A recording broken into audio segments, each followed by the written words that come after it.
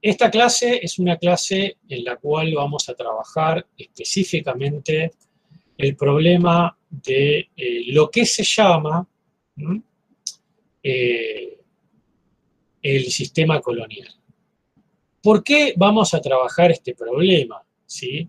Bueno, entender la revolución burguesa en América Latina implica entender cuáles son los sistemas que están disputándose, es decir, cuáles son, digamos, cuáles son las relaciones sociales que intentan destruirse, es decir, que van a ser destruidas, y cuáles son las relaciones sociales que van a ser construidas. Pero las relaciones que van a ser destruidas y las que van a ser construidas van a disputar, van a realizar una guerra a muerte entre ambas, ¿sí? Y esa guerra, ¿sí? Que aparece en esa disputa, implica conocer cuáles son las relaciones que están en ambos lados. Pero además de conocer las relaciones que están a ambos lados de la guerra, lo que hay que examinar, decía, es si el periodo llamado colonial, y ahí también vamos a saber en qué medida podemos llamar eso colonial, o es la mejor, digamos, la mejor forma de entenderlo, si es el mejor concepto para entender eso. Decía, en ese periodo que, digamos, históricamente se ha llamado colonial, decía, alberga antagonismos. Ese periodo, ¿alberga antagonismos, sí o no? Y si alberga antagonismos, ¿qué clase de antagonismos alberga? Esos antagonismos que alberga el periodo llamado colonial, ¿son antagonismos susceptibles de desarrollar un enfrentamiento revolucionario? Y si es así, si esos antagonismos permiten desarrollar enfrentamientos de tipo revolucionario, corresponden a enfrentamientos revolucionarios que dan origen a la revolución burguesa. Es decir, tenemos una serie de problemas que examinar. No podemos entender si asistimos a un proceso de revolución burguesa o no, si no entendemos los antagonismos que brotan del periodo llamado colonial y su carácter, ¿sí? Y la causa, sobre todo, de la aceleración de esos antagonismos. Pero además hay otras discusiones. Por ejemplo, cuando hablamos de antagonismos que dan origen a la revolución burguesa, también hablamos de la aparición de nuevas relaciones sociales y hablamos de la aparición de una nueva clase social. Es decir, hay un conjunto de problemas que empiezan a estructurarse en torno a ese problema, y también aparece el problema de quiénes son las clases explotadas en ese régimen, y en ese sentido luego veremos cómo actúan, pero lo primero que tenemos que saber es cuáles son. Entonces tenemos una serie de problemas. Pero además de una serie de problemas que tenemos para esta unidad, tenemos una serie también de soluciones. De soluciones a examinar, es decir, soluciones que, como vamos a ver, o intentaremos mostrar, son más bien respuestas, más que soluciones, son respuestas a, más bien respuestas, por decirlo así, algo fallidas. Respuestas que tienen algún elemento interesante para examinar, pero que dejan de lado otros aspectos. Y en ese sentido nosotros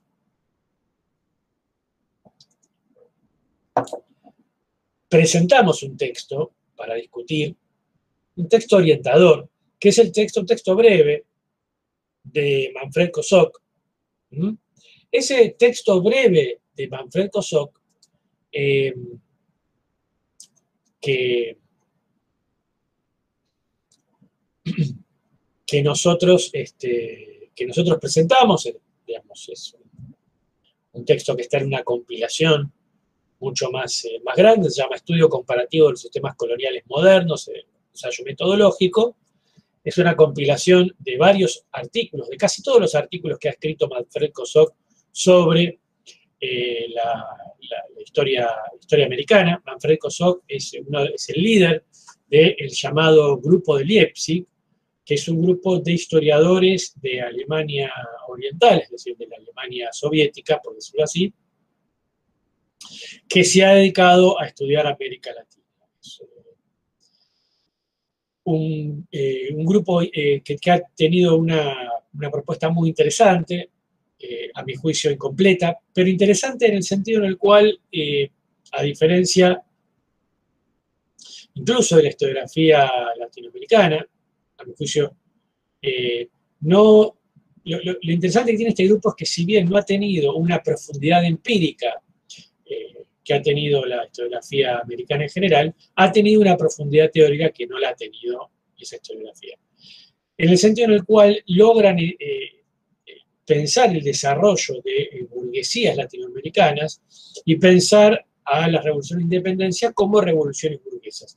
Claro que para este grupo, y ustedes lo ven en el texto de Manfred Kosok, esas revoluciones no se llevaron a término porque son revoluciones que, según este grupo, y obviamente según Manfred Kosok, tuvieron que hacer algún tipo de alianza, algún tipo de concesiones con una clase, según ellos, de tipo terrateniente, aristocrática, ¿sí? Oligárquica, y por lo tanto la revolución burguesa tuvo que hacer concesiones que no le permitió desarrollarse por completo, que es algo que vamos a ver si es así o no. Desde ya obviamente anticipo que nuestra posición no es que eso es así. Pero al margen de eso, ese texto permite una serie de discusiones, es decir, permite poner las discusiones sobre las revoluciones de independencia latinoamericanas en un plano que la historiografía ha descuidado, que la historiografía no sé si olvidado porque nunca lo tuvo como problema, y en un nivel de problemas y de conceptos que obviamente no es el que ustedes están acostumbrados a ver y permite pensar el problema en profundidad, saliendo de la cuestión puramente empírica que hemos visto en términos metodológicos cómo trabaja la historiografía dominante. Bien. Dicho esto, vamos a pasar a alguna serie. Obviamente en esta clase no podemos ver el conjunto del problema de la historia colonial. Primero, en su extensión, ¿sí? Lo que se llama historia colonial tiene una extensión muy grande que va desde el Río de la Plata hasta incluso las colonias británicas, incluyendo las colonias de Norteamérica.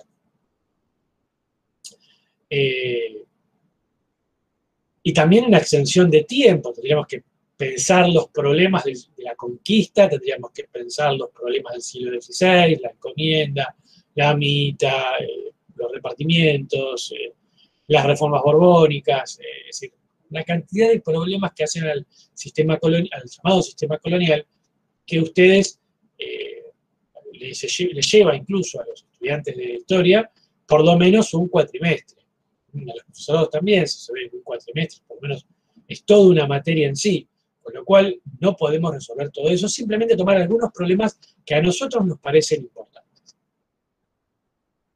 Para caracterizar ese periodo, para caracterizar esa formación social y para tratar de entender cuáles son las contradicciones que se van generando y qué contradicciones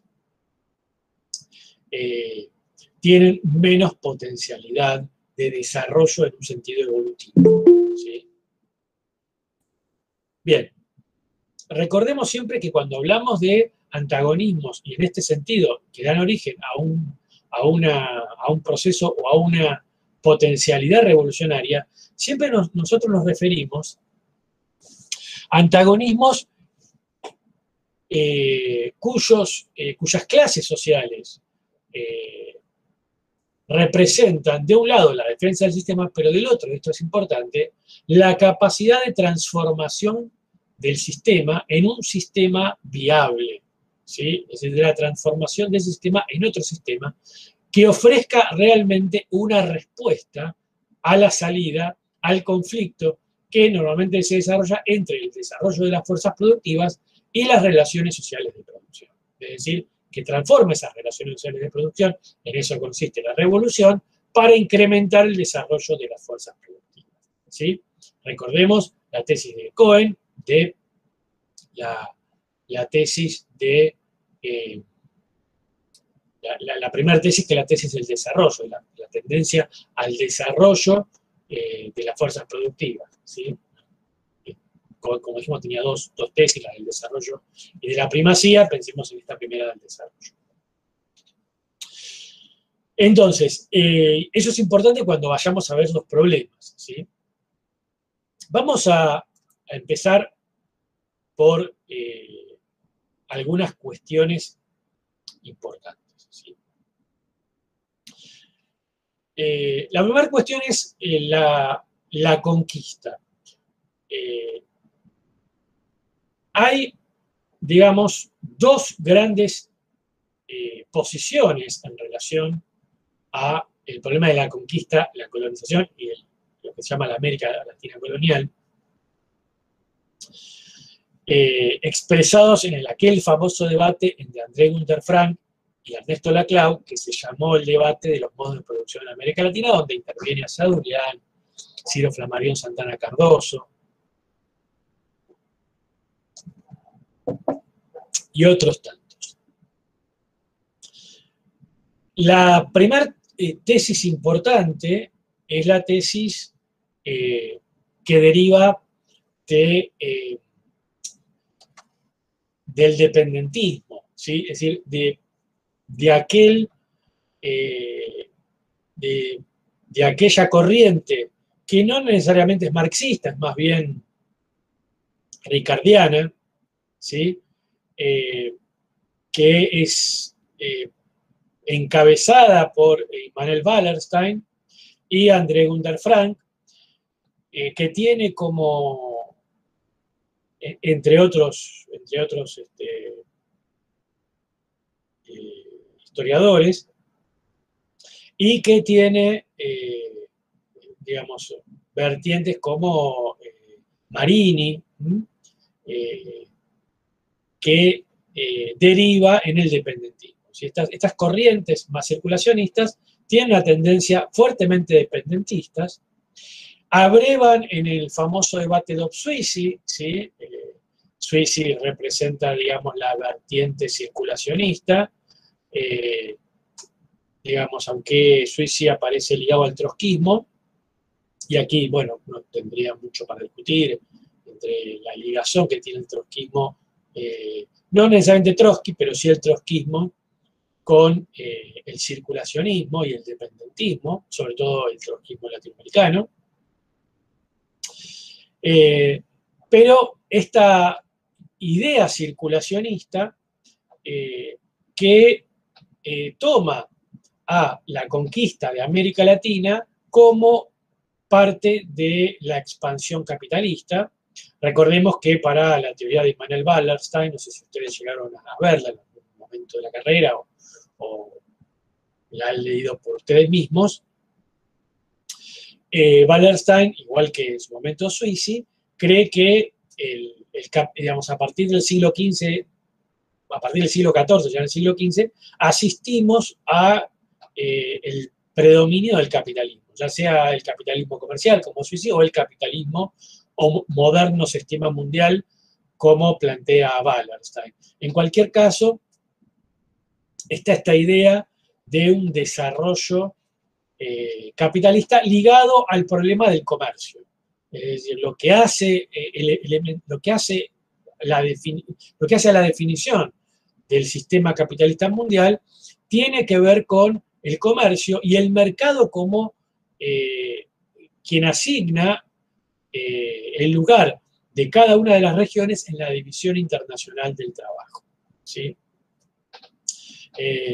Esto es un elemento central, estoy siendo muy sintético, obviamente, de la teoría de Wallerstein, y por lo tanto, la conquista de América es una conquista capitalista porque es una conquista liderada por, según Wallerstein, el capital comercial con intereses comerciales, y eso, y para crear un mercado, y por lo tanto, esa conquista tiene un elemento capitalista. Y por lo tanto, América Latina es capitalista a partir del momento en que llega Colón, América Latina se convierte en una región capitalista. En ese sentido, obviamente, la revolución burguesa no tiene lugar, es superflua, la burguesía latinoamericana, si es que existe alguna burguesía, es una burguesía más bien deformada, más bien atrofiada, y porque es un capitalismo desde el vamos dependiente, y entonces, digamos, la revolución burguesa no tiene fundamentos para poder existir, no tiene ningún sentido, ¿sí?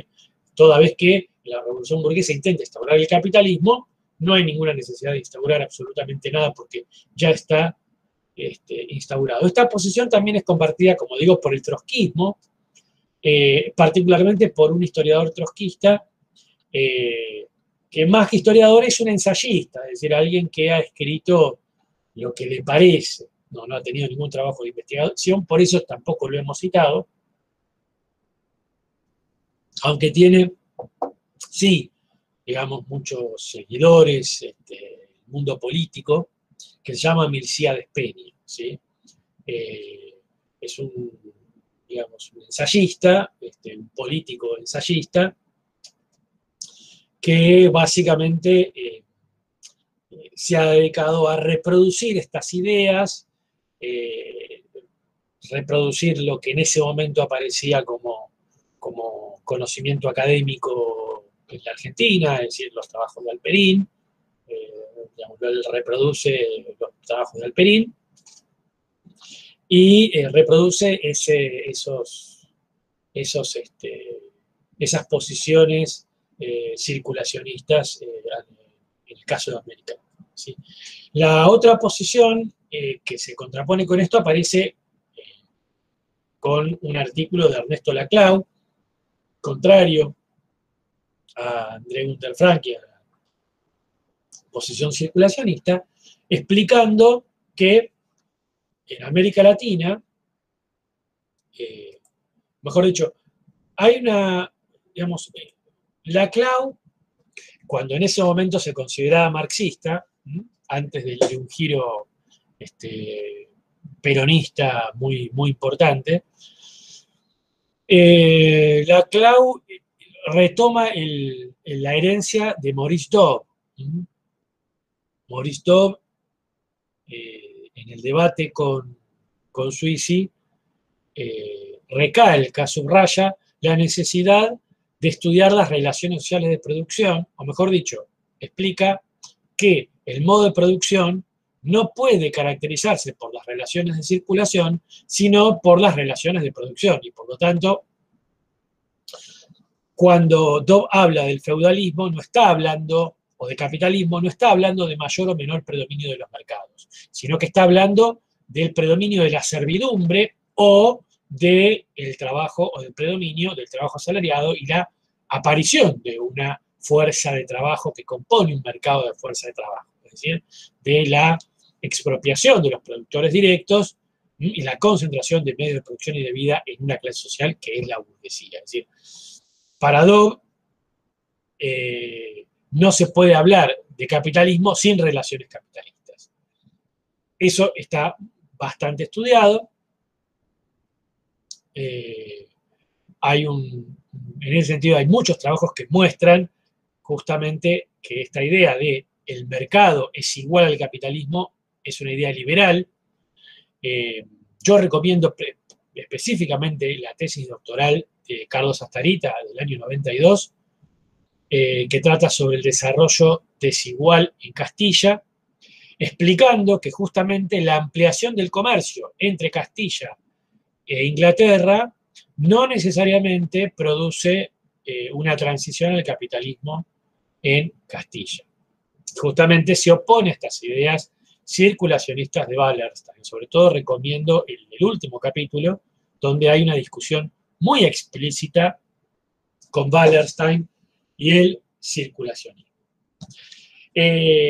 Claro, es evidente, uno no puede tomar las finanzas, el comercio, como elemento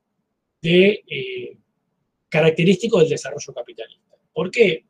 Digamos, el comercio puede darse en el seno del espacio feudal, que no es más que un comercio, digamos, de transferencia de rentas, ¿sí? El famoso, estoy siendo muy sintético, estoy simplificando mucho, pero pensemos en el comerciante que toma productos, toma bienes que son productos de la renta de un noble y los comercia con otros productos que son, con otros bienes que son productos de las rentas del otro noble. Es decir, ahí hay una expansión del comercio, pero en ambos casos ese comercio lo que hace es simplemente reproducir las relaciones feudales en la medida en la cual el noble recibe bienes suntuosos que acrecientan su capacidad de desarrollar relaciones políticas y, por lo tanto, desarrollar su propia acumulación en sentido feudal. Es decir, entrega bienes como parte de sellado de alianzas y a la vez esos bienes suntuosos son consumidos políticamente, ¿sí? Si pensemos en ese sentido, lo mismo el comercio en Roma. El comercio de esclavos no implica la expansión del capitalismo. Simplemente lo que hace la ampliación del comercio de esclavos es reemplazar la reproducción del esclavo vía conquista directa por una reproducción del esclavo que está basada en la conquista, pero está mediado por un mercado. ¿Sí? Es decir, ese mercado se abastece de la conquista.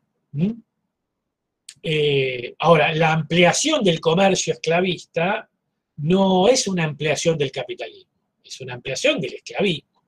De la misma forma que cuando un financista financia las cruzadas, no está financiando el desarrollo del capitalismo, está financiando a un señor para que vaya a conquistar más tierras y tome nuevos siervos, es decir, está financiando la expansión del feudalismo.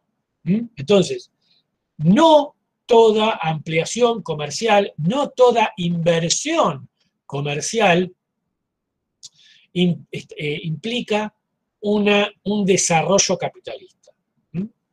El desarrollo capitalista implica el desarrollo de relaciones de producción capitalista y el desarrollo de una acumulación en un sentido de desarrollo capitalista. El capitalismo no es comercio, el capitalismo no es un cálculo de costo-beneficio.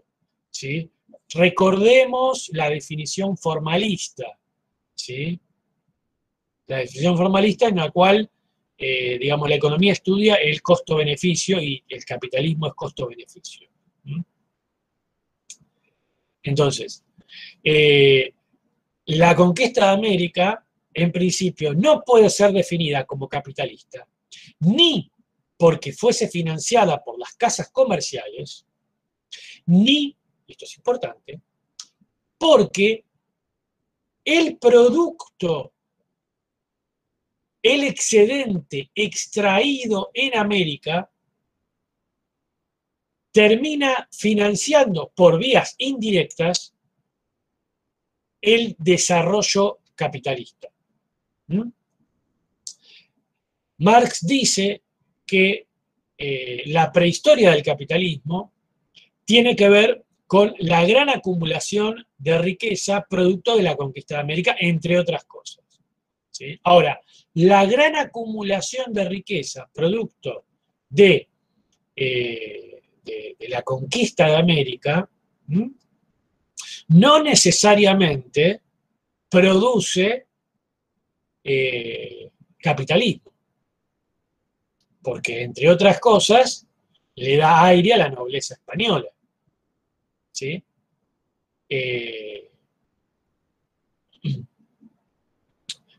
Digo, entonces, la definición de el modo de producción en América no puede depender ni de los estímulos a la conquista, ni del financiamiento de la conquista, ni de las consecuencias,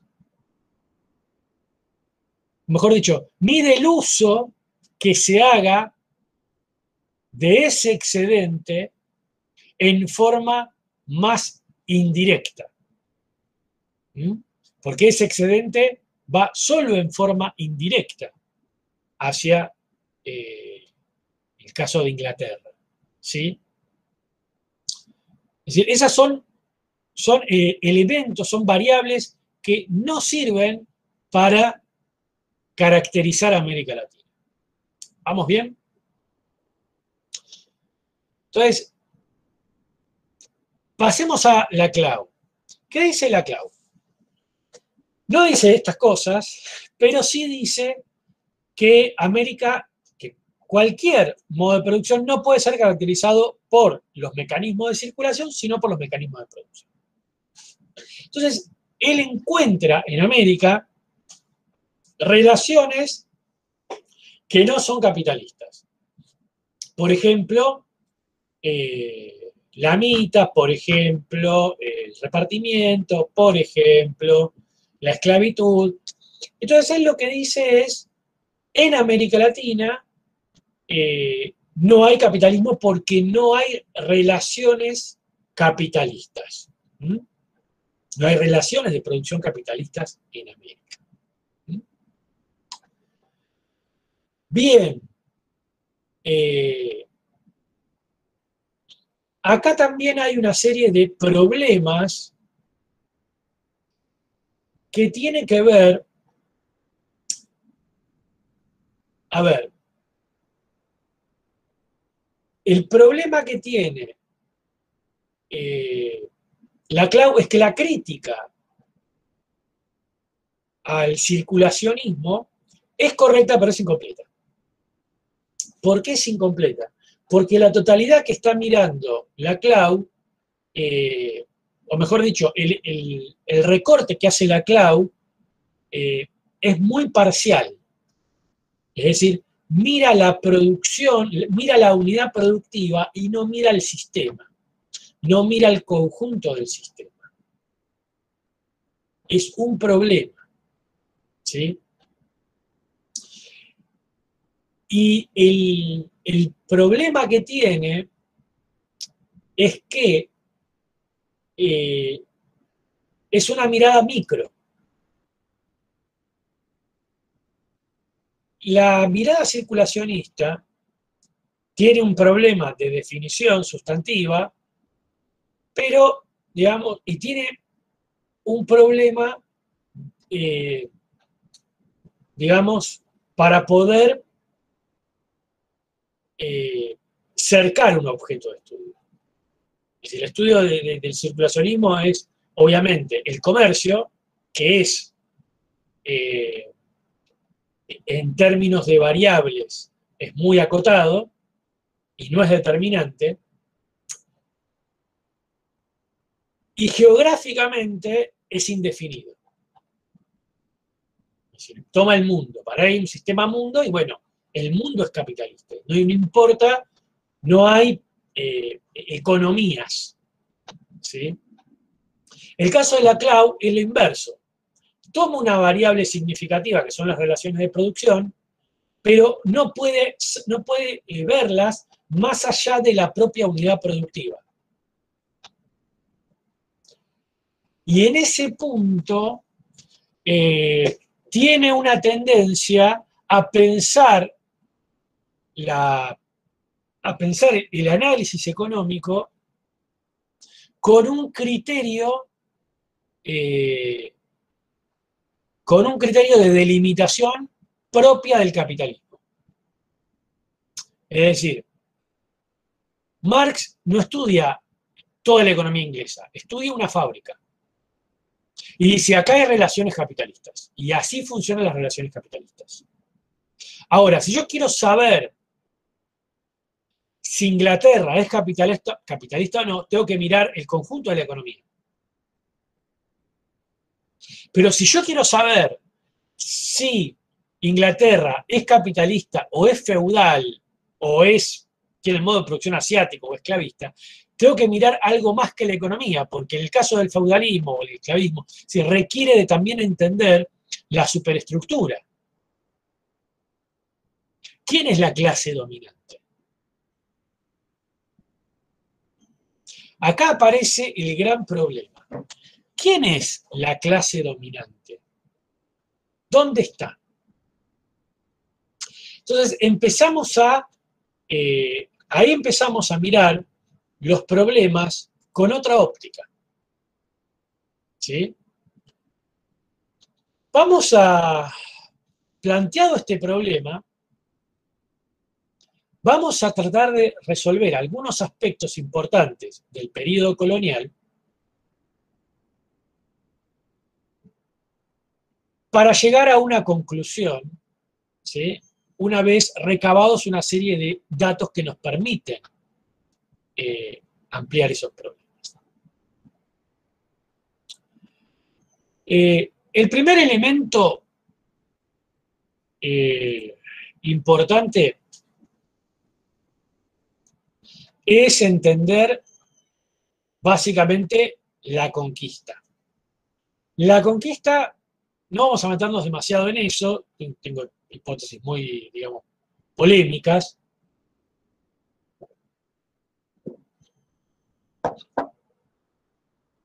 Pero sí tratar de entender básicamente que la conquista tiene un elemento de posibilidad y un elemento de necesidad.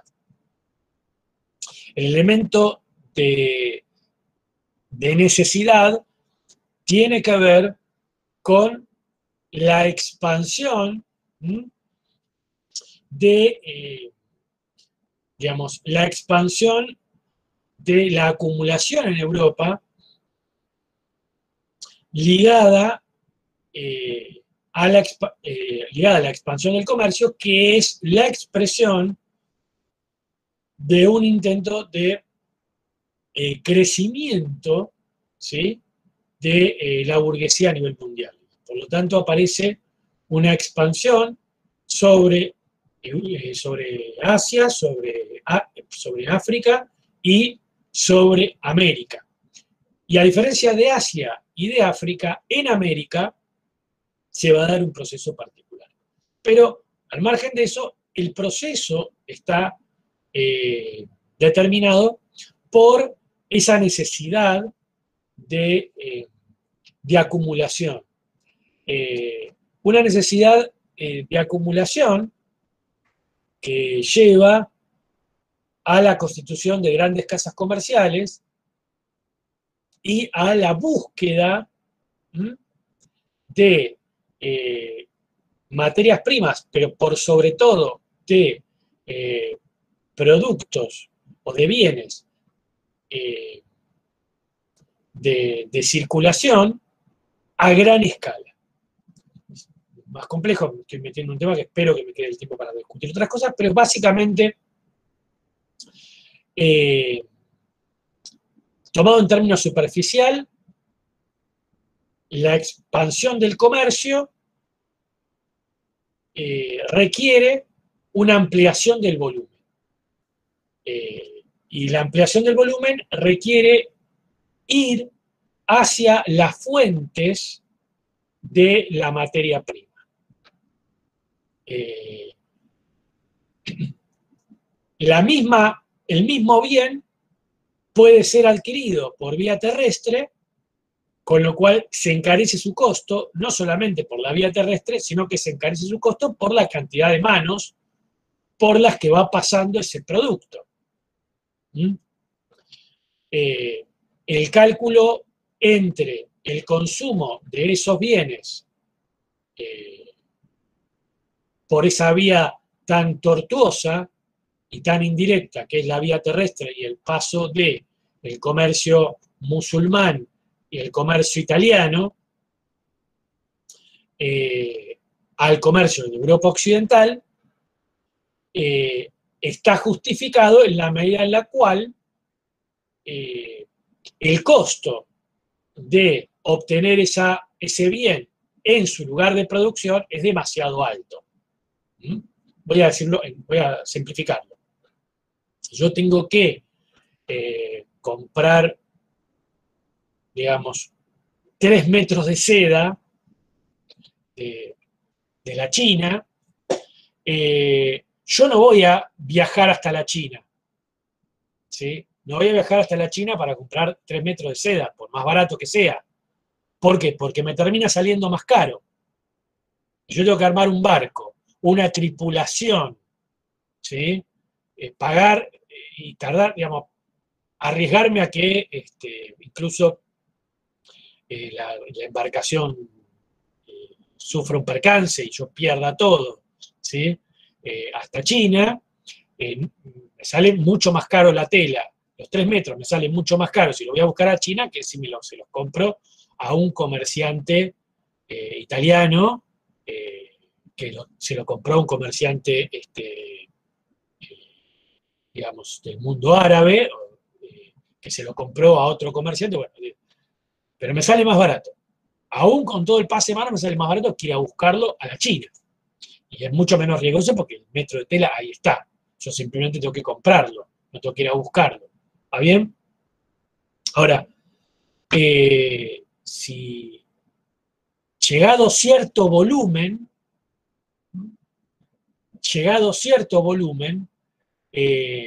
me conviene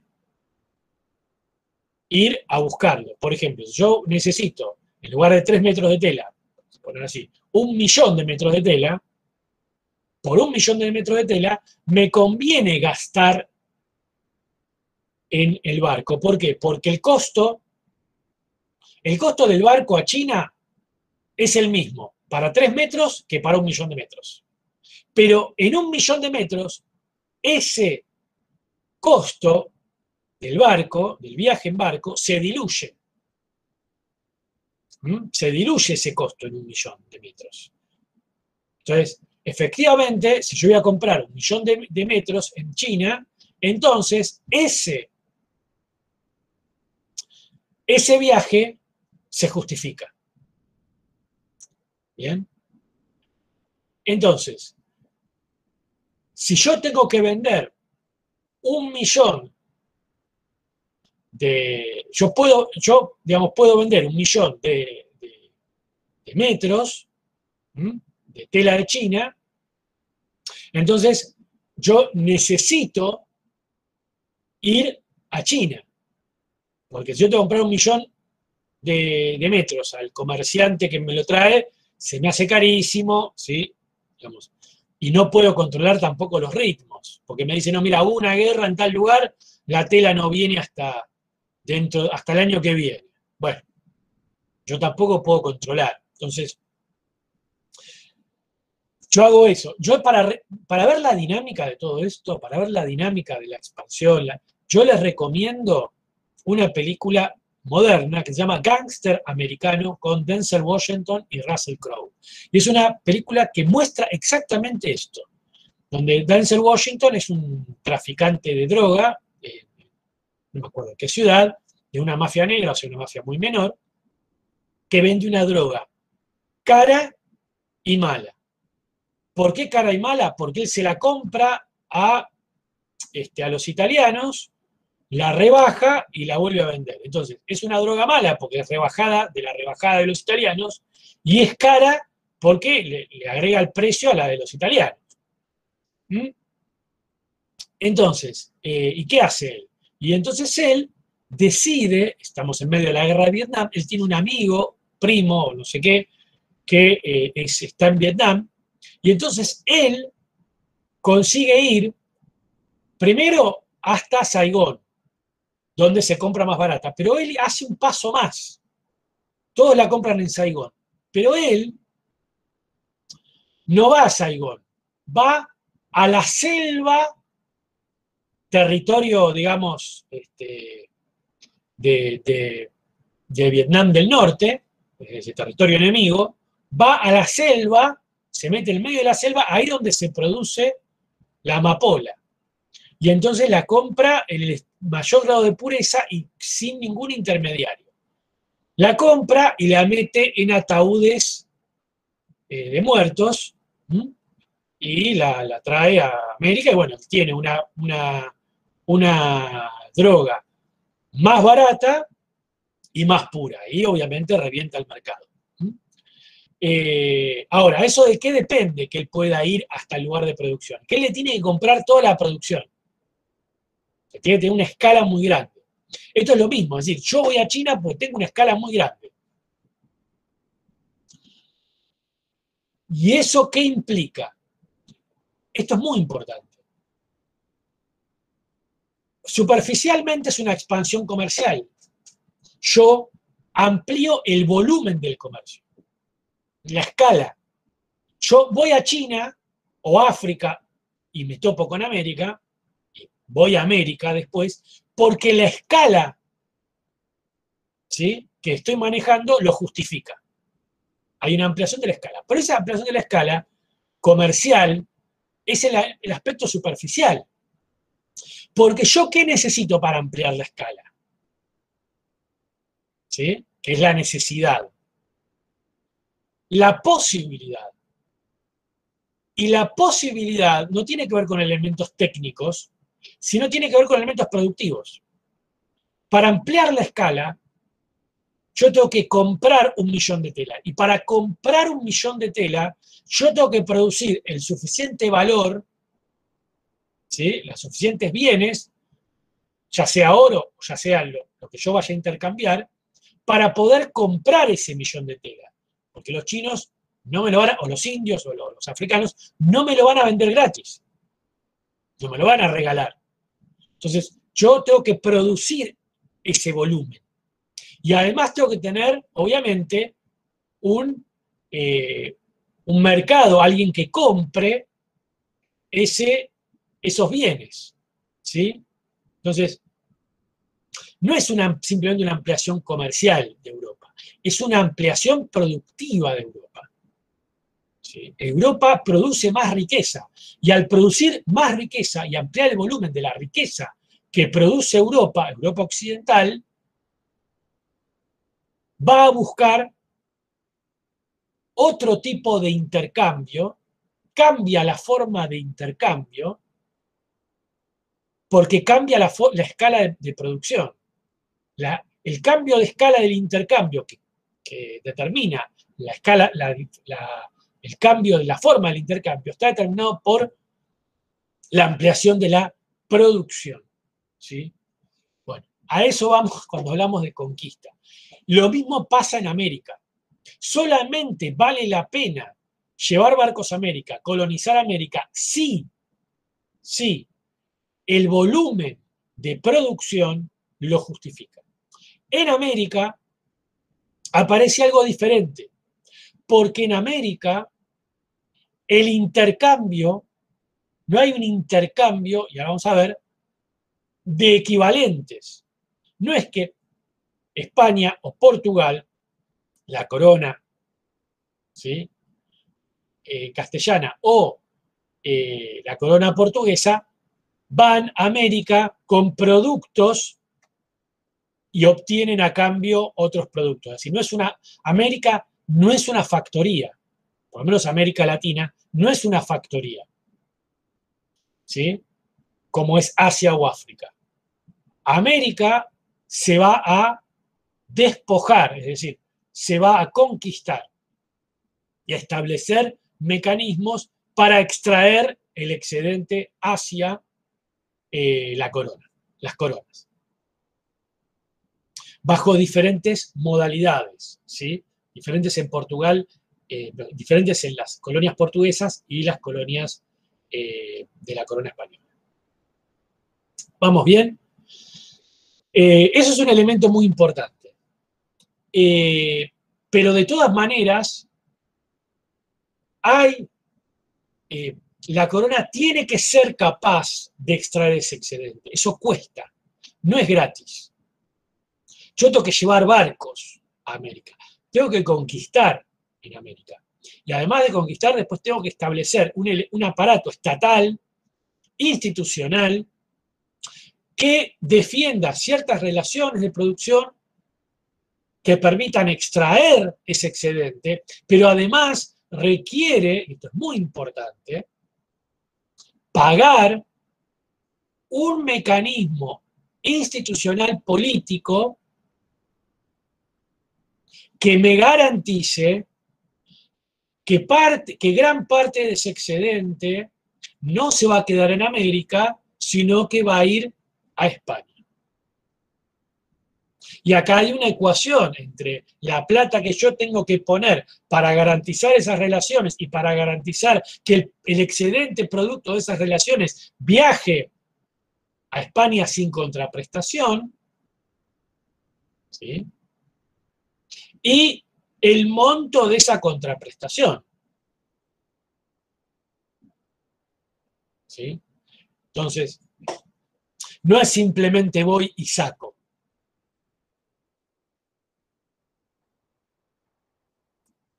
Ahora bien, vamos a empezar por lo básico. La conquista, en términos inmediatos, no da, no permite que la ecuación sea fructífera, ¿sí? Solamente, ¿sí?, permite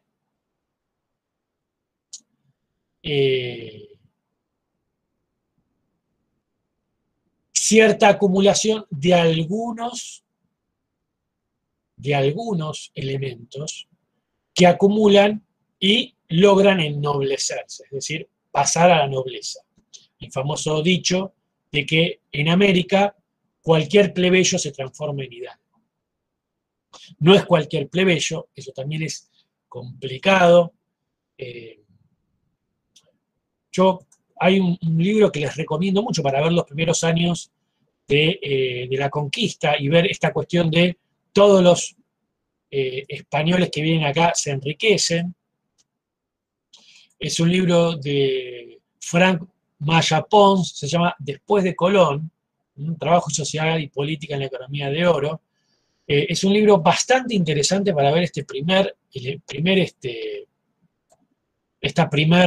periodo, esta cuestión de, bueno, todos se enriquecen, no, hay muchas peleas, después uno tiene que entender todo el igualitarismo de las casas, que en realidad se relaciona con toda una clase de españoles que quedan sin encomiendas, o encomenderos sin encomiendas, o encomenderos que están en España, y por lo tanto hay una discusión entre los encomenderos americanos y los encomenderos que residen en España y reciben el fruto de sus encomiendas allí. Bueno, hay toda una serie de problemas más complejos de lo que suele aparecer en el sentido común, ¿no? Lo mismo con el tema de la conquista, es bastante complejo.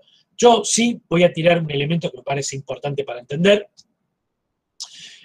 sobre todo esta idea de los españoles contra los indígenas, una locura ya el término indígena, los españoles contra los indios, o los españoles contra los pueblos originarios, eso es mentira. No fue así, digamos. No hay forma de entender cómo puede ser que Hernán Cortés con 500 españoles conquiste una población de, digamos, por lo menos 10 millones de personas, ¿sí?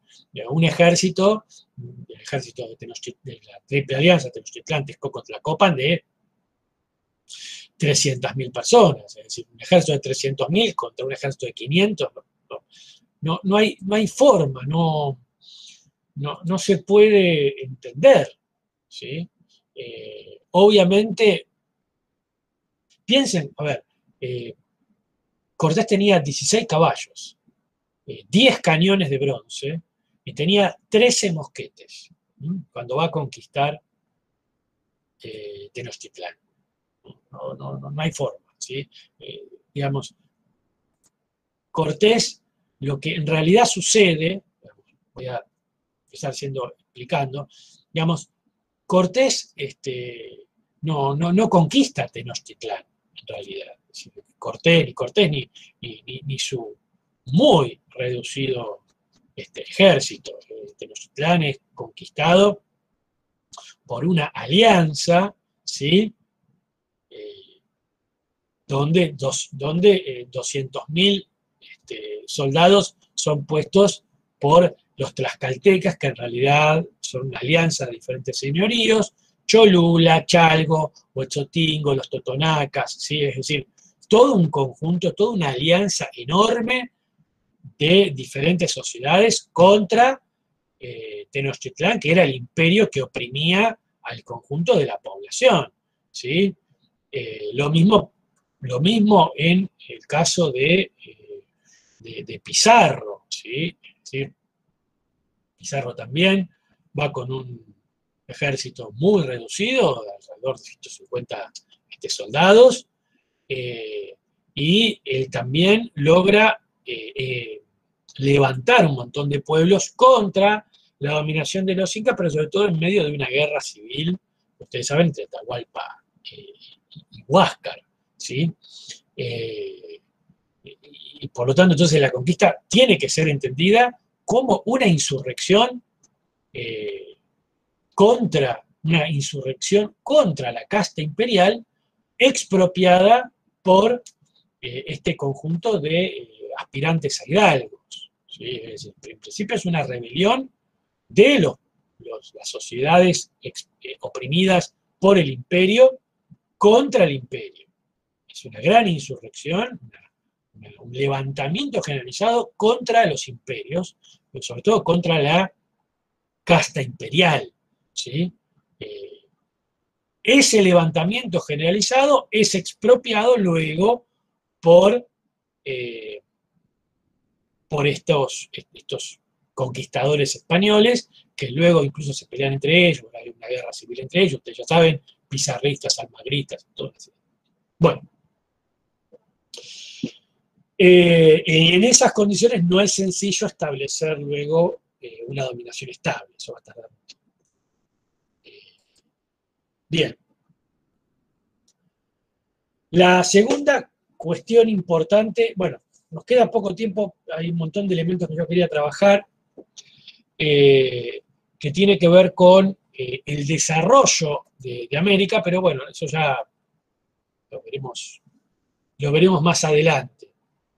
Sí, tratar de entender que hay un desarrollo muy grande de las fuerzas productivas en América, porque a pesar de el terrible despoblamiento, estamos hablando de una caída demográfica que va entre 60 y 80 millones de personas entre 1492 y 1620.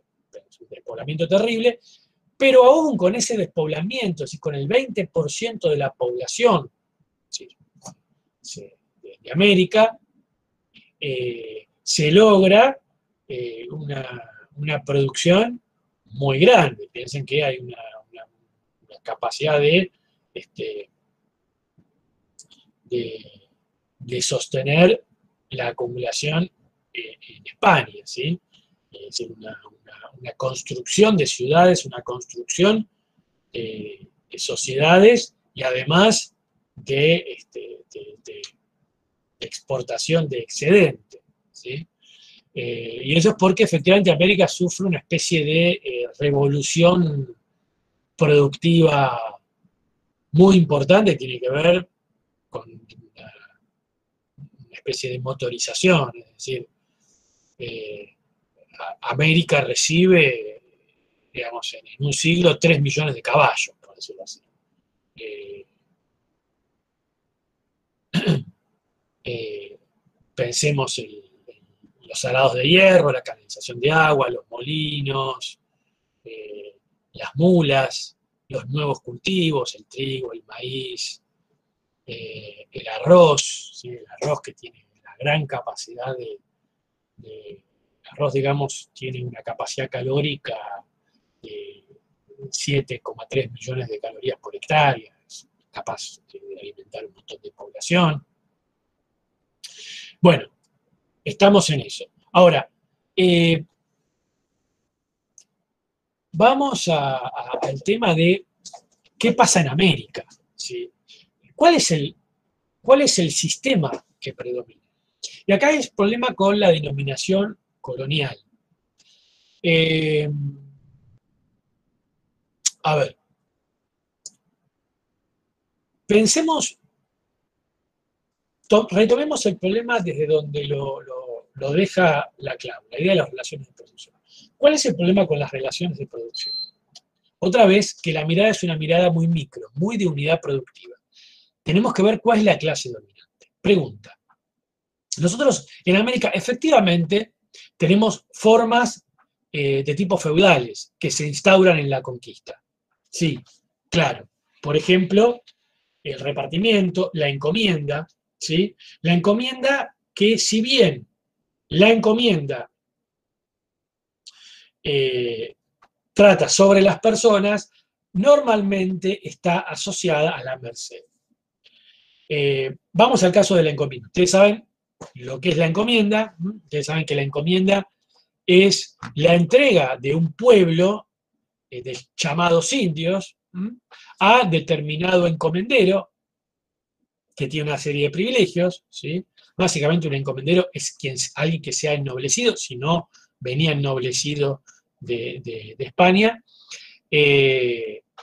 y tiene, ¿sí? el encomendero la capacidad de extraer trabajo de ese pueblo a cambio de una supuesta educación de almas, que nunca se llevaba a cabo, o se llevaba a cabo de forma más irregular, eso no importa.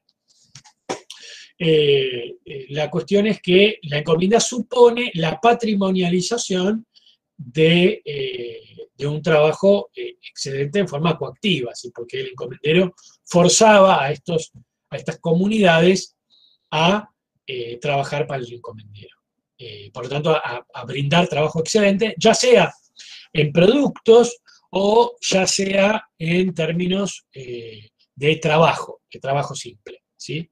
Estas comunidades tenían sus tierras, recordemos muy brevemente, tomemos el caso de los Andes, podemos tomar el caso de México y vamos a simplificar mucho, son sociedades que trabajaban colectivamente la tierra en una propiedad colectiva. Primero viene el imperio incaico, el imperio incaico expropia 2/3 de tierra, un tercio queda para la comunidad, otro tercio queda para las tierras del sol, otro tercio queda para la nobleza incaica, para los orejones, pero básicamente, digamos, ya sea para el clero, ya sea para los orejones, hay una indiferenciación. 2/3 de las tierras, 2/3 de los animales son considerados propiedad eminente del imperio inca, en cada una de las comunidades. Además del trabajo excedente bajo la forma de mita al imperio. ¿Vamos bien? Bueno. Con la conquista, y acá está la cuestión de la sublevación, las tierras vuelven a manos de las comunidades. Y ahí también hay una guerra entre las comunidades por quedarse con esas tierras, ¿sí? Porque esas tierras eran del Inca y bueno, digamos, una vez que los incas no están, digamos, toda comunidad quiere reclamar sus tierras, pero hay otra comunidad que dice, no, en realidad estas tierras eran mías. Desde la conquista hasta la conquista de los incas hasta la conquista española, hay 100 años de diferencia, digamos, no es tan fácil reclamar esas tierras. Y básicamente, muchos se preguntan por qué las comunidades no enfrentaron a Pizarro o a Cortés. Bueno, estaban muy ocupadas saqueando los templos y los depósitos imperiales y estaban muy ocupadas en recuperar sus tierras del imperio, porque ellos ven, digamos, en principio ven la conquista o la caída del imperio como un elemento, digamos, positivo para ellos, ¿sí? Como una liberación, y más que una liberación, una recuperación, ¿sí?, de su comunidad. Y cada comunidad no se considera indio, y no se considera mucho menos inca, ni mexica, ni tenochtitlano, ni nada por el estilo. Se reivindica como su comunidad de origen, ¿sí? Bien, decíamos, la corona transforma toda la tierra en realenga. Y por lo tanto, esto es importante, ¿sí?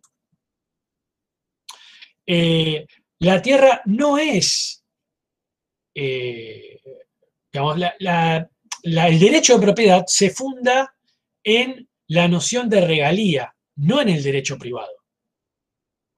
Todo territorio americano es considerado realengo. Por lo tanto, toda posesión descansa en forma directa o indirecta en una gracia o una merced real. No hay propiedad privada del suelo, ¿sí? Y por lo tanto no hay derecho a la enajenación. Por ejemplo, cuando, esto es muy importante, en su momento nosotros presentamos un trabajo, hace unos 5 o 6 años, presentamos un trabajo sobre la enfiteusis rivadaviana, ¿no? Y entonces, unos investigadores españoles nos decían, no entendían muy bien el problema de la enfiteusis, porque ellos pensaban en México, no en el Río de la Plata, en el sentido en el cual la tierra, la enfiteusis, es la forma en la cual, en algunos casos en América y otros casos en España, se intenta avanzar hacia un mercado de tierras en un contexto en el cual la tierra es considerada realenga y no privada. Entonces la enfiteusis es la forma por la cual uno puede poseer una tierra, alquilar una tierra, garantizarse que cuando eso pase a dominio privado la va a poder comprar, pero todavía no puede ser un propietario de la tierra, un propietario privado. Por eso la enfiteusis.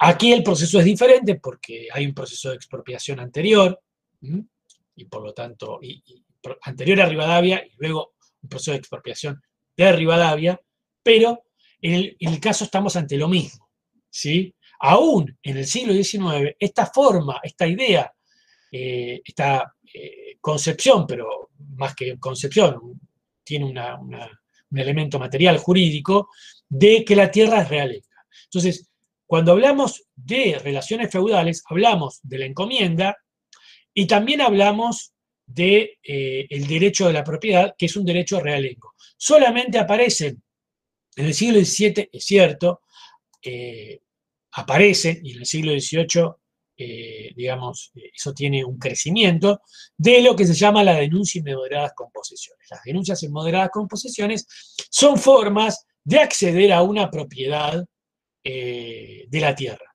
Y efectivamente, es cierto, por eso aparece en el siglo XVII, pero se desarrollan en el siglo XVIII y sobre todo a partir de las reformas borbónicas, sí empieza a aparecer una propiedad de la tierra que ocupa un porcentaje muy menor de las tierras, ¿sí? Podemos ver algunas de estas formas en el Río de la Plata, pero que otra vez conforman una minoría de las propiedades, o en el caso del Bajío en México y en los llanos venezolanos. Cuando hablo del Río de la Plata, hablo de Buenos Aires y la Banda Oriental, ¿no?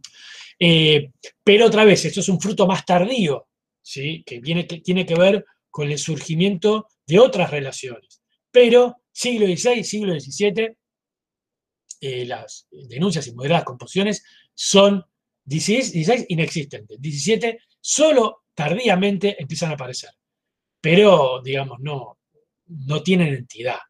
Básicamente la tierra es una tierra realenga. Y otra vez, la noción de posesión se funda en las regalías, no en el derecho privado. ¿Mm? Además, obviamente, la tierra no es un objeto de especulación, un objeto de comercio, sino es un elemento básico para la organización política y social, ¿sí? Es decir, tiene que ver con los servicios militares, tiene que ver con la capacidad de hacer real la encomienda, pues si no tengo tierra, ¿para qué los quiero a estos indios encomendados? Pero bueno, acá vemos dos elementos que tienen que ver efectivamente con relaciones feudales. Se me va a decir, bueno, pero ¿qué pasa con las leyes nuevas a partir de 1542? Sí, efectivamente, el famoso debate de Valladolid, recomiendo la película La controversia de Valladolid, una película francesa, donde, bueno, pueden leer el debate, está en varios lados, pero, bueno, quienes quieren abreviar, hay una película que se llama La controversia de Valladolid, está en YouTube, ponen así, es una película que dura 1 hora de la televisión francesa, donde está el famoso debate Sepúlveda de las Casas sobre, no sobre digamos, en realidad ese debate formalmente versa sobre la capacidad de raciocinio de los habitantes de América, eso formalmente. En términos materiales, lo que se está discutiendo son las encomiendas. Recordemos, la década del 40 es una década de 1540, ¿no? La década de 1540 es una década de guerra civil en torno a las encomiendas que tiene el epicentro en Perú con la rebelión de Gonzalo Pizarro, el hermano menor de los tres Pizarros, Gonzalo Pizarro, la rebelión, la muerte de Núñez Vela y la apropiación de la gasca, la renta de las encomiendas, la limitación, no me quiero meter en esos debates, pero sí también eso tiene un elemento muy extremo en el norte, con Gonzalo de Aguirre.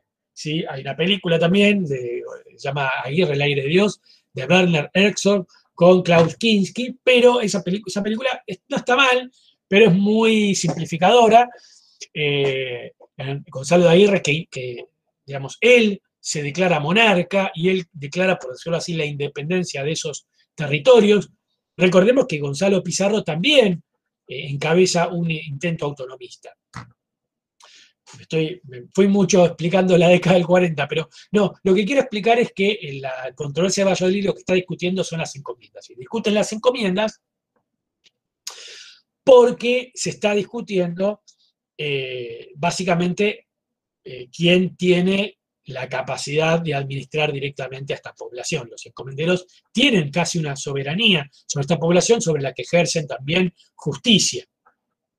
Estamos ante casi un feudalismo clásico, un feudalismo preabsolutista,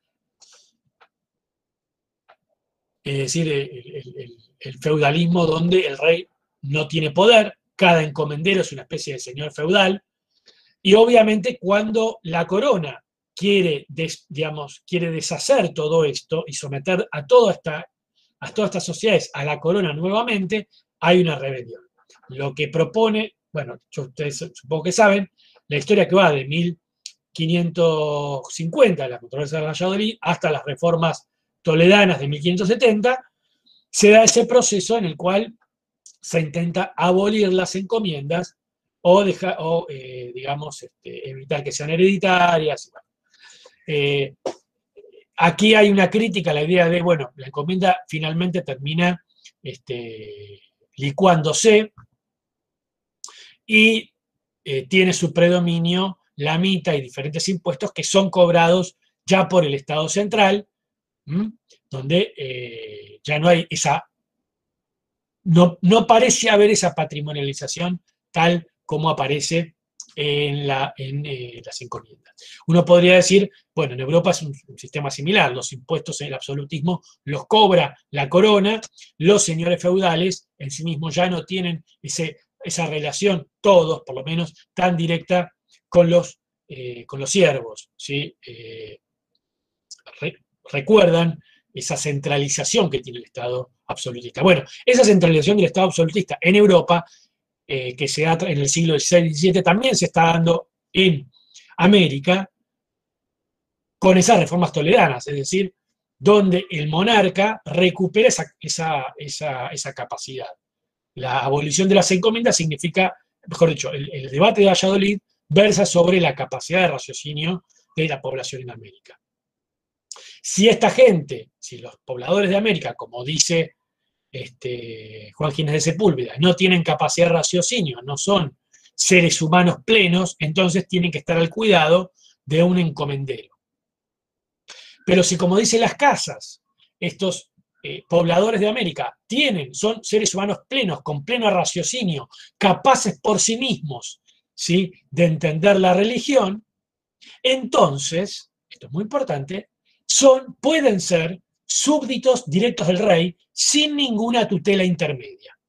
Y si pueden ser súbditos directos del rey sin ninguna tutela intermedia, entonces pueden pagar los impuestos que pagan todos los súbditos del rey directamente al rey sin ninguna intermediación de tipo impositiva. Eso es lo que se está discutiendo. Obviamente, el debate lo termina ganando las casas, no en términos teóricos, sino en términos prácticos. Las reformas toleradas terminan de abolir las encomiendas, bueno, aunque los encomenderos se mantienen como una especie de clase rentista, además los encomenderos se reconvierten luego en señor de mina, de hacienda, de obras, bueno, no importa. Dejemos ese elemento. O no, porque en realidad los mismos encomenderos son quienes luego son quienes van a recibir ese trabajo excedente mediado por el Estado. Entonces, tenemos relaciones entonces de tipo feudales, pero tenemos relaciones esclavistas, tenemos algunas relaciones asalariadas, en el caso de los mingas, en la minería, bueno, los peones en el caso del Río de la Plata, o el caso de los llanos, o el caso del norte, del Bajío en México. Pero acá está el punto. ¿Cuál es la clase dominante? ¿Cuál es la clase dominante? Es claro que hasta la década de 1570 la clase dominante son los encomenderos. Queda clarísimo. Que incluso manejan el Estado. Que entra en contradicción con otro manejo del Estado, que es el manejo del Estado de la corona. Es claro que los encomenderos no pueden manejar solo el Estado. Por eso el intento autonomista de Gonzalo Pizarro o Gonzalo de Aguirre fracasa.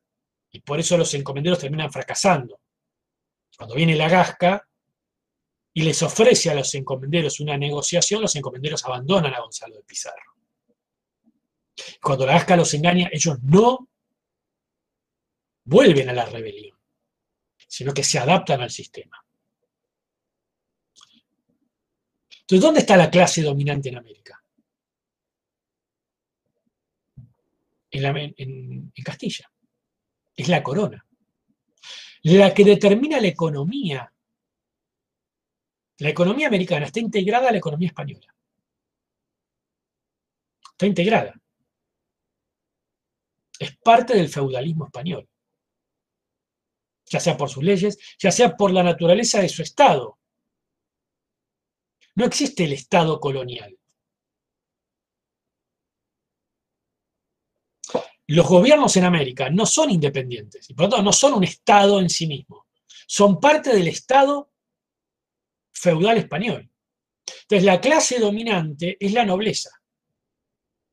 América está integrada al feudalismo español, más allá de sus relaciones feudales inherentes a su economía. Por lo tanto, la América es feudal. Su clase dominante es la nobleza castellano-leonesa, por decirlo así. La monarquía absoluta, ¿sí? Producto de, digamos, la alianza de Castilla, León y Aragón, por decirlo así. Los reyes católicos, esa alianza nobiliaria. Entonces, depende la propiedad depende de la sanción de la nobleza. El sistema está armado para drenar excedente a la nobleza española. El sistema está ordenado para drenar excedente a la nobleza española. Los funcionarios son nombrados por la corona. Entonces, es parte de un mismo sistema. No se puede hablar del Estado colonial.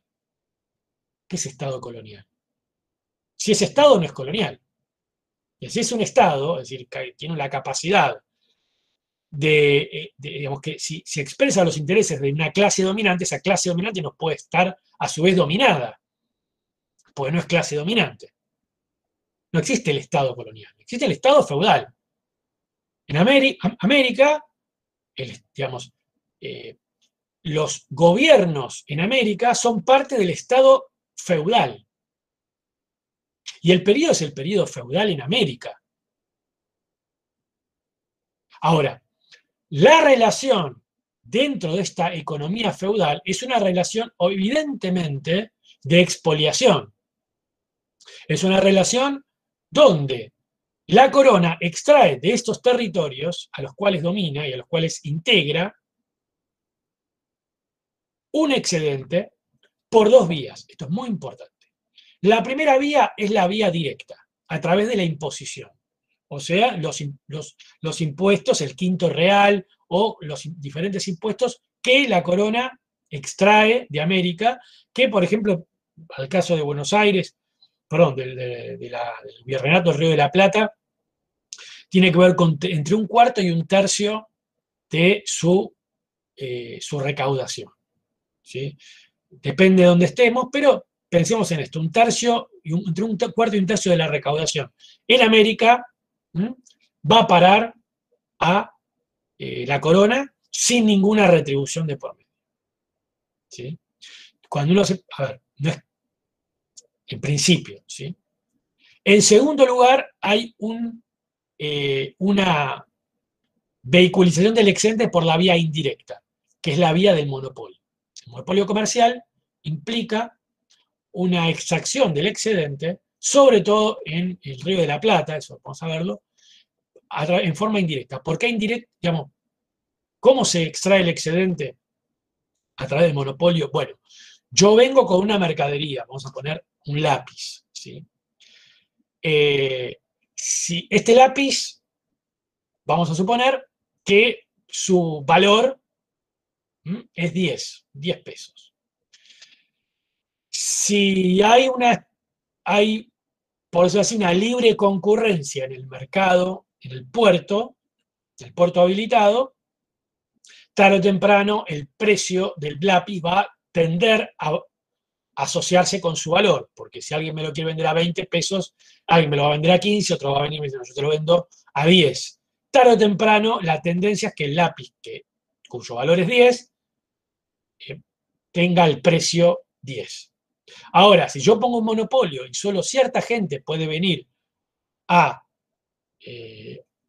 vender y además el precio ya está estipulado por la corona, entonces esa persona, como yo no puedo comprarla a nadie más, esa persona va a poner un valor más alto, en lugar de 10, 15. Y yo voy a estar pagando 15 por lo que vale 10. Con lo cual, me están sacando 5 pesos, hay un excedente de 5 pesos que me están sacando porque no me lo están devolviendo. Si yo pago 10, me dan 10 en forma de lápiz. Pero si yo pago 15, me dan 10 en forma de lápiz y 5 lo estoy dando directamente a un comerciante que luego le va a pagar a la corona. Ese 5 se reparte entre la corona, que le cobra impuestos al comerciante, y el comerciante. Pero, en todo caso, esto está reforzado por la corona. Lo mismo a la venta. Vamos a poner al revés. Vamos a suponer que yo produzco en América lápices y el valor es 10.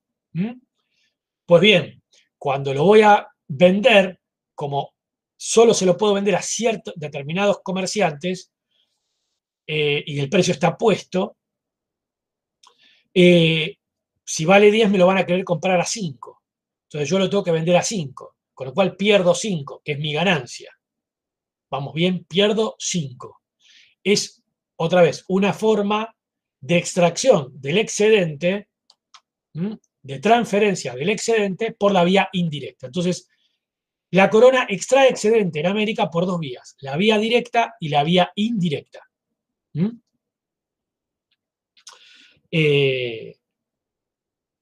Pero en ambos casos estamos hablando de una economía feudal, porque ambos excedentes los extrae por la vía feudal. ¿Por qué por la vía feudal? Porque son parte de una renta. ¿A qué me refiero? ¿Por qué yo le tengo que dar un tercio de mi recaudación a la corona? Porque la corona domina estos territorios. Tiene el ejército y por la fuerza lo impone. Es decir, es una imposición por la fuerza. Lo mismo el monopolio se impone por la fuerza. Hay contrabando, hay contrabando. El contrabando también es un elemento que no siempre tiende a igualar precio con valor, porque el contrabandista también, ¿sí?, le impone un sobreprecio que tiene que ver con la actividad ilegal.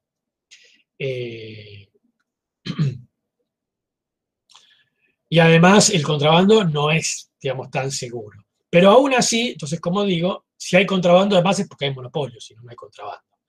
En cualquier caso, estamos ante una extracción de excedente, en el caso del monopolio, también por la vía de las armas. ¿Por qué yo te puedo vender algo que vale 10 a 15? Porque no te dejo comprar en otro lado. Es decir, hay una coacción extraeconómica sobre ese productor o sobre ese organizador de la producción. Entonces, todos esos excedentes, ya sea por la vía indirecta o por la vía directa, se extraen por la fuerza del poder político-militar, no por la fuerza del poder económico, como el capitalismo, sino por la fuerza de la productividad, por la fuerza de las armas. Por eso constituye una renta, ¿sí? Una renta feudal. Entonces, América Latina es parte de un sistema feudal y es expoliado en términos feudales. ¿Sí? Bueno, hasta acá llegamos, ahí quedaron cosas por explicar.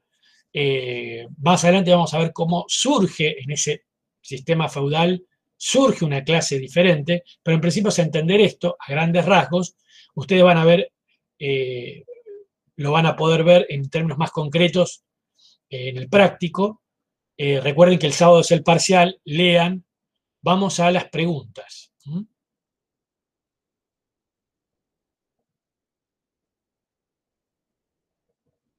Lo del feudalismo es válido antes de 1570 y después de 1570. Antes de 1570 es feudalismo, pero bajo un régimen, si se quiere, de democracia nobiliaria, es decir, un régimen feudal preabsolutista. A partir de 1570 se va hacia un absolutismo. Por eso el caso de los Borbones, los Borbones no instauran el absolutismo en América, sino que lo profundizan e instauran otra cosa que tiene que ver con la idea de permitir algún desarrollo burgués en América. Esas reformas obviamente fracasan, ¿no? Tienen un grado de avances y un grado de efectividad, pero lo que quiere España fracasa. Se puede pensar también para el caso del Imperio Portugués, o es un caso aparte. No, el caso portugués es lo mismo, la diferencia está que, bueno, las esmarias son eso, aunque las esmarias tienen un grado digamos, tienen un menor grado de regalización y tienen un mayor grado de elemento privado, las esmarias. En Brasil, obviamente, se desarrolla el esclavismo como elemento más fuerte, eso es así, pero en el caso de Brasil, Brasil también está determinado por una formación feudal en Portugal. Lo que sucede es que el desarrollo de una clase esclavista en, en, en, la colonia portuguesa, digamos lo que es Brasil, eh, ese desarrollo provoca una mayor acumulación, una mayor autonomía, es decir, tiene una relación diferente, por lo cual la, la, la revolución, la transformación hacia la transición hacia el capitalismo en el Imperio de Brasil tiene otra característica. También teniendo en cuenta las revoluciones en América, ¿no? Es decir, pero en principio tiene una dinámica diferente. La dinámica de Brasil es diferente que la dinámica en el caso de América Latina. ¿Alguna otra pregunta?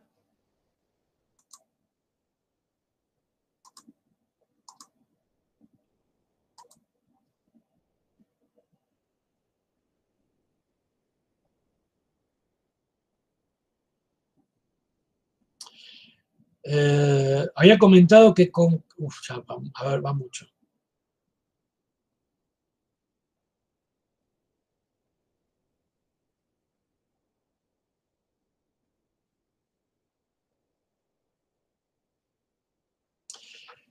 A ver, el tema ahí de cuando hablamos de la explotación de la minería de la plata y considerada como primera economía global, la plata insume entre el 10 y el 12% de la población en América. ¿Mm? La economía de la plata. Tiene un elemento central en cuanto a la exportación de excedente. Y es básicamente una relación, es una producción que relaciona a América durante gran parte con la corona. Básicamente la corona invierte todo lo que tiene que invertir para sacar plata, eso no queda dudas. Pero no, yo no diría que es la primera economía global, digamos. No tiene que ver con un problema de si es global o no. No, digamos, la plata como elemento global, el oro como elemento global, aparece mucho antes también. ¿Sí? ¿Qué pasa con la iglesia? La iglesia es una institución feudal, que por un lado va a enriquecerse a América y por el otro, sí, participa de esa explotación. Sí, no está preocupada por... la preocupación de la iglesia no tiene que ver con una preocupación de tipo cultural. Los extirpadores de idolatrías surgen a partir de la rebelión, por ejemplo, el caso del Perú, de la rebelión del Tationgoy. Eh,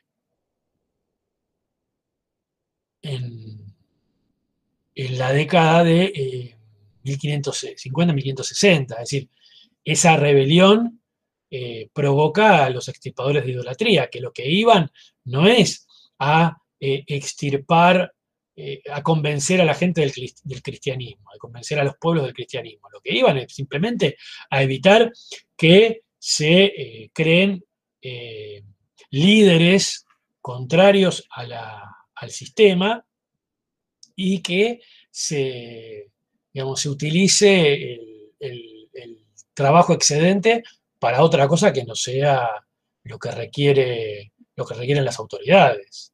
¿Sí? Pero nada más. Dice, lo que le interesaba a la iglesia es que no haya prácticas paganas, pero prácticas paganas que impliquen algún elemento económico. Después no se metía en los pueblos. Y el Estado feudal se empieza a construir a partir de la conquista de México y Perú. A ver, no, uno tiene ya una economía un inicio de todo esto con los repartimientos y las primeras encomiendas en el caso de la española, ¿no?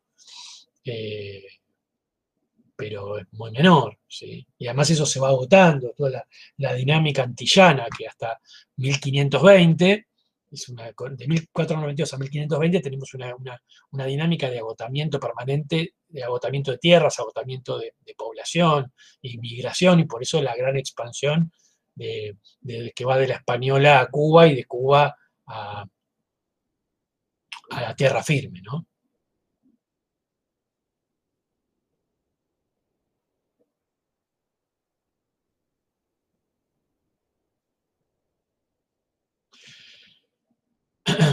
Bueno, otra vez, acá dice el historiador Jacob Goerender caracteriza el periodo colonial como un modo de producción esclavista colonial y afirma que se trata de un modo de producción históricamente inédito. No entiendo qué significa el modo de producción esclavista colonial. Esclavista significa que predomina el trabajo esclavo y que la clase dominante es una clase dominante esclavista. Eso no se verifica en América. La clase dominante no es esclavista. Los esclavistas no son la clase dominante en América. ¿Mm? Y además cuando hablamos de clase dominante esclavista hablamos de muchas cosas. Por ejemplo, los 10 primeros presidentes norteamericanos digamos, luego de la Revolución Norteamericana tienen esclavos, son esclavistas. De George Washington hasta Thomas Jefferson, ¿sí? Por lo tanto, digamos, no son esclavistas. Y por ejemplo, el caso de la economía antillana inglesa, por ejemplo, o francesa, son muchos de los de Saint-Domingue, por ejemplo, los esclavistas, son dueños de manufacturas en Europa. Esto es muy interesante. Por ejemplo, en Jamaica los esclavistas son dueños de manufacturas en Liverpool. ¿Mm? Por lo tanto, cuando hablamos de esclavistas, no es una clase que en sí misma solo se dedique a los esclavos. ¿Sí? Acá me dice, no, se refiere a Brasil. Bueno, acá hay una cuestión importante. La, la, el Estado que domina, en el caso de las colonias portuguesas, es el Estado portugués. ¿Mm? Sí, el Estado portugués es el que domina las colonias. Y por lo tanto, la clase dominante no son estos esclavistas que además, otra vez, mantienen negocios en Portugal, sino la corona portuguesa. ¿Sí?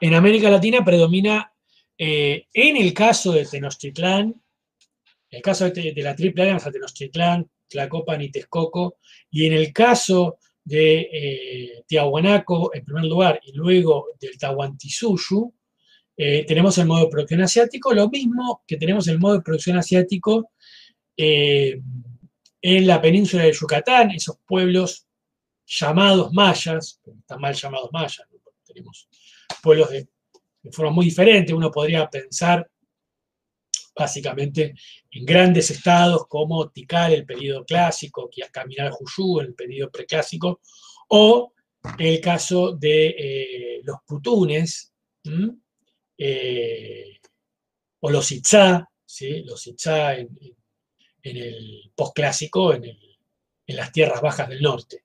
Esos tres ejemplos clásicos, ¿sí? Caminal Juyú, Tikal, los Itzá, ¿sí? Eh, son los ejemplos de modo de producción asiático, ¿sí? Eso queda muy claro. ¿Mm?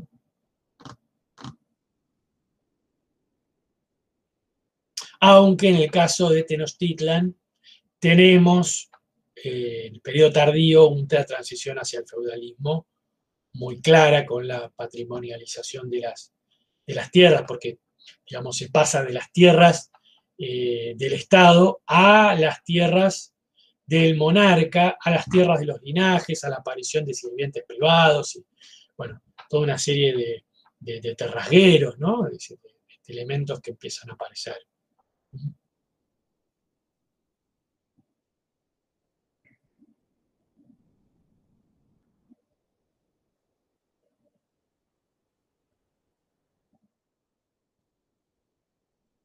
Hay muchas cosas que me han quedado en el tintero, pero bueno, se pueden preguntar, las veremos en todo caso si alguien quiere preguntarlas, las preguntaremos mañana en la hora de consulta, ¿sí?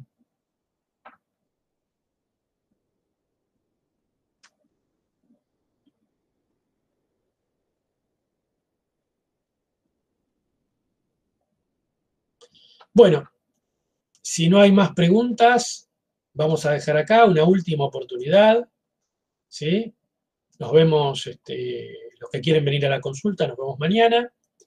Los que no, digamos,